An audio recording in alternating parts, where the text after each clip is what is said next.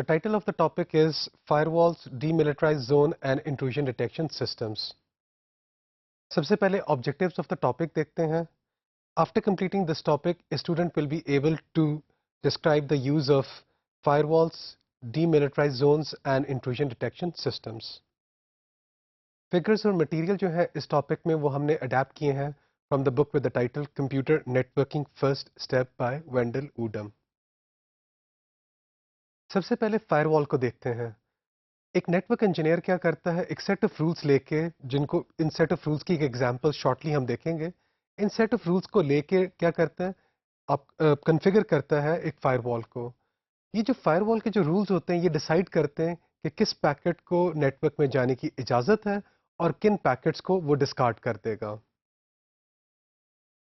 ये जो फायरवॉल होना चाहिए, this firewall should be in the path that is used for forwarding packets to and from the internet.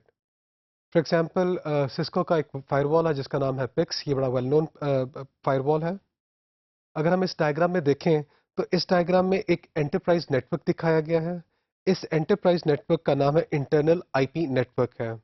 इसके अंदर C2 एक क्लाइंट है, राउटर्स कुछ दिखाए गए हैं, एक LAN है जिसके ऊपर इंटरनल वेब सर्वर है, उसकी आईडी है int.fredsco.com. एक एक्सटर्नल वेब सर्वर है www.fredsco.com के साथ. फिर एक मेल सर्वर भी दिखाया गया है जिसकी आईडी है mail.fredsco.com. तो हमारे पास 3 सर्वर्स दिखाए गए हैं, कुछ राउटर्स हैं और एक क्लाइंट C2 दिखाया गया है. फिर एक फायरवॉल भी दिखाया गया है और ये फायरवॉल अटैच्ड है जहां से ये एंटरप्राइज को ट्रैफिक ने एंटर होना है और जहां से लीव करना है ये वहां पे फायरवॉल लोकेटेड है. ये राउटर पे कहाँ पे लोकेटेड है, दूसरी साइड पे अगर आप देखें राइट हैंड साइड पे तो एक ISP दिखाया गया है जिसका नाम है ISP1. एक वेब सर्वर दिखाया गया है www.example.com. इस ISP के साथ एक क्लाइंट, एक इंडिविजुअल क्लाइंट C3 के नाम से वो कनेक्टेड है. एक मेल सर्वर भी दिखाया गया है जो है mail.isp1.net. तो ये हमारे पास एक एंटरप्राइज नेटवर्क है जो इंटरनेट के साथ कनेक्टेड है और एक फायरवॉल दिखाया गया है.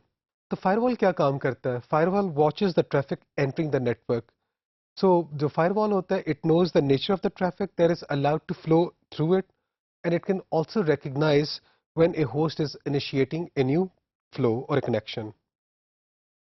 A host who is initiating a new flow or a connection, he can be recognized with the help of उसके सोर्स IP एड्रेस के साथ आप रिकॉग्नाइज कर सकते हैं.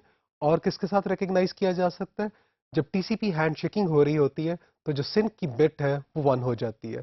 तो आप इससे इन दोनों चीज़ों को मिला के अगर देखें तो हम जो इनिशिएटर है उसको हम आइडेंटिफाई कर सकते हैं. अगर हम इस डायग्राम में देखें तो TCP कनेक्शन जो दिखाया गया है ये 3-वे हैंडशेकिंग है. सिंक की बिट दिखाई गई है, डेस्टिनेशन पोर्ट नंबर 80 है. जो वेब सर्वर है अगर तो वह एग्रीड है to communicate with this internet client तो वो रिस्पॉन्ड करता है सिंक एक्नॉलेजमेंट के साथ. और फिर थर्ड हैंडशेकिंग में जो थर्ड स्टेप है आपका जो C3 है वो क्या करता है, एक्नॉलेजमेंट कर देता है and then TCP connection has been established और वो क्या करते हैं, कम्युनिकेशन स्टार्ट हो जाती है. अब इस डायग्राम में हमने दिखाया गया है कि दो TCP connections which are allowed. अगर आप नीचे देखें तो फायरवॉल की कॉन्फ़िगरेशन, उसके सेट ऑफ रूल्स दिखाए गए हैं. Allow TCP to be initiated from inside to outside. कोई भी TCP कनेक्शन जो इनसाइड इससे कनेक्ट होगा आउटसाइड की तरफ वो अलाउड है. जो फायरवॉल है वो क्या करेगा, it will disallow the TCP from outside to inside except. अब कुछ एक्सेप्शंस दिखा दी गई हैं. क्या एक्सेप्शंस हैं, अगर पोर्ट 80 है, डेस्टिनेशन IP एड्रेस है 1.1.1.1, अगर पोर्ट नंबर है 25 और डेस्टिनेशन IP एड्रेस के 1.1.1.2, तो इसका मतलब है वो हमारा जो मेल सर्वर है अगर बैरूनी दुनिया से कोई इस मेल सर्वर को एक्सेस करना चाह रहा है उसको अलाउ होगा. अगर बैरूनी दुनिया से हमारा जो डेस्टिनेशन IP 1.1.1 जो हमारा एक्सटर्नल वेब सर्वर है उसको कोई एक्सेस करना चाह रहा है तो फायरवॉल अलाउ करेगा. लेकिन इसके अलावा फायरवॉल क्या करेगा, किसी TCP कनेक्शन को अलाउ नहीं करेगा बैरूनी दुनिया से. सिमिलरली फायरवॉल क्या करेगा, जितनी भी TCP कनेक्शंस इनिशिएट होंगी अंदरूनी से एंटरप्राइज नेटवर्क से बैरूनी दुनिया के लिए उनको अलाउ कर दिया जाएगा. तो ये हमने क्या किया हुआ है, एलिप्सिस दिखाए हुए हैं. इनसाइड दिखाया हुआ है हमारा एंटरप्राइज नेटवर्क, आउटसाइड हमारा इंटरनेट दिखाया गया है. So the firewall uses a similar logic to stop packets that should not be allowed. वो जिन पैकेट्स को अलाउ नहीं करना उसके लिए भी हम एक सिमिलर लॉजिक यूज़ करते हैं। फॉर एग्जांपल इस डायग्राम में क्या दिखाया गया है कि फायरवॉल ने एक पैकेट रिसीव किया जिसका टीसीपी कनेक्शन था, एचटीटीपी पोर्ट 80 था और वो कम्युनिकेट किसके साथ करना चाह रहा था, 1.1.1.2। इस मशीन के ऊपर तो मेल सर्वर रन कर रहा था, तो that's why the TCP connection is not allowed in this case. तो जो फायरवॉल्स होते हैं they are just like routers, they forward the packets based on the destination IP address. They should have at least two interfaces, लेकिन physical interfaces दो से ज्यादा भी हो सकती हैं। जो आउटसाइड इंटरफेस है वो क्या करती है फायरवॉल की, वो बैरूनी दुनिया या इंटरनेट से कनेक्शन अलाउ करती है। और जो इनसाइड इंटरफेस है वो क्या काम करती है, it allows those machines which are located inside the enterprise network, उनको अलाउ करती है। एक थर्ड इंटरफेस भी हमारे पास हो सकता है और इस थर्ड इंटरफेस के ऊपर हम क्या करते हैं, एक लैन एस्टैब्लिश कर सकते हैं और इसको हम कहते हैं डीमिलिटराइज्ड जोन कहा जाता है, डीएमजी कहा जाता है। So this is somewhere inside and outside the interfaces. जो डीएमजी है इसमें हम क्या काम करते हैं कि जो इंटरनेट एक्सेसिबल सर्वर्स होते हैं इनको हम एक अलग लैन में रख देते हैं और उसको हम डीएमजी कह देते हैं।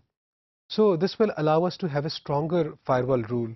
अब हमारा रूल क्या बन जाएगा, no TCP connections can be initiated from outside to the inside. Outside से, इंटरनेट से एंटरप्राइज नेटवर्क के कोई अलाउ नहीं करेंगे। The only flows allowed are the for the servers which are located in the DMZ zone. तो जो demilitarise zone में जो सर्वर्स लोकेटेड होंगे, बैरूनी दुनिया से टीसीपी कनेक्शंस उनके साथ एस्टैब्लिश किया जा सकता है। इस डायग्राम में अगर हम देखें तो अब हमारा वही एग्जाम्पल है। हमने क्या किया, इनसाइड को अब दो हिस्सों में डिवाइड कर दिया। इनसाइड में वो सारे सर्वर्स, वो सारी मशीन्स रखी गई हैं जिनको बैरूनी दुनिया से एक्सेस नहीं किया जा सकता। जो ग्लोबली लोग एक्सेस कर सकते हैं सर्वर्स हमारे, वो हमने डीएमजी में रख दिए हैं, डीमिलिटराइज्ड जोन में। तो डीमिलिटराइज्ड जोन में अगर आप देखें तो मेल सर्वर रखा गया है और आपने क्या रख दिया, एक एक्सटर्नल सर्वर भी रख दिया। एक्सटर्नल सर्वर और मेल सर्वर दोनों एक और लैन के ऊपर लोकेटेड हैं। Previously internal web server, external web server और जो मेल सर्वर थे ये एक ही लैन पे थे। अब हमने दो हिस्से कर दिए लैन के।